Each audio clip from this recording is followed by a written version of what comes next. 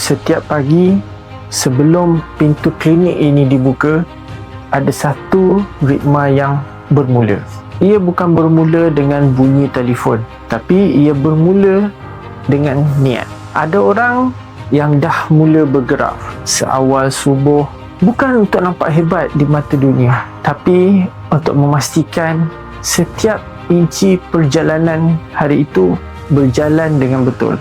Jika kita rewind semula perjalanan tahun 2025, kita akan nampak satu kebenaran yang nyata yang membuat amal medik ini kuat, bukan pada dindingnya, tapi pada orang-orang di dalamnya. Di barisan hadapan ada yang menyambut dengan penuh sabar, menenangkan hati yang resah dan mendengar keluhan tanpa jemu. Di barisan belakang pula ada wira yang tidak didendang, yang memastikan sistem berjalan dengan lancar, yang menyusun jadual supaya tiada yang tercicir dan memastikan setiap mesej sampai kepada tangan yang betul. Ini bukan kerja asing. Ini adalah sebuah jentera yang bergerak kerana kita melangkah seirama. Saya tahu 2025 bukan tahun yang paling mudah. Ada hari kita penat, ada hari kita hampir putus asa, tapi itulah tahun yang mematangkan kita,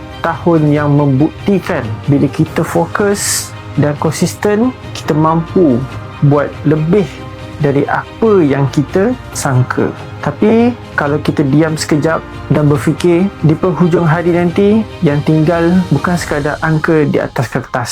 Yang tinggal adalah wajah-wajah pesakit kita, suara mereka dan cara seseorang itu menarik nafas lega selepas keluar dari pintu ini.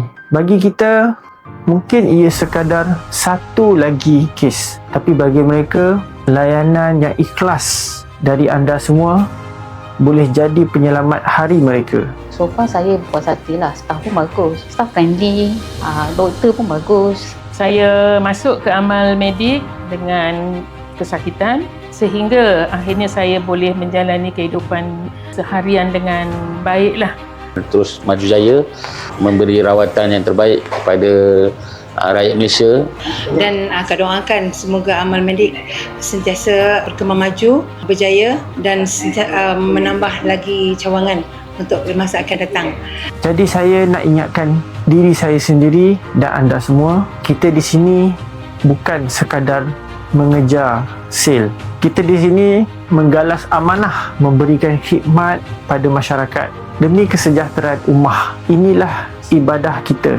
Jadi untuk tahun 2026, saya tak minta kita jadi sempurna. Saya cuma nak kita jadi lebih kemas, lebih teratur dan lebih bersatu. Sebab bila kita kemaskan cara kita bekerja, kita mampu bantu lebih ramai orang dengan cara yang lebih berkualiti. Marilah kita jadi lebih baik dari semalam. 2026 kita buat lebih besar bersama. Amal Medik, we care, we share, we grow.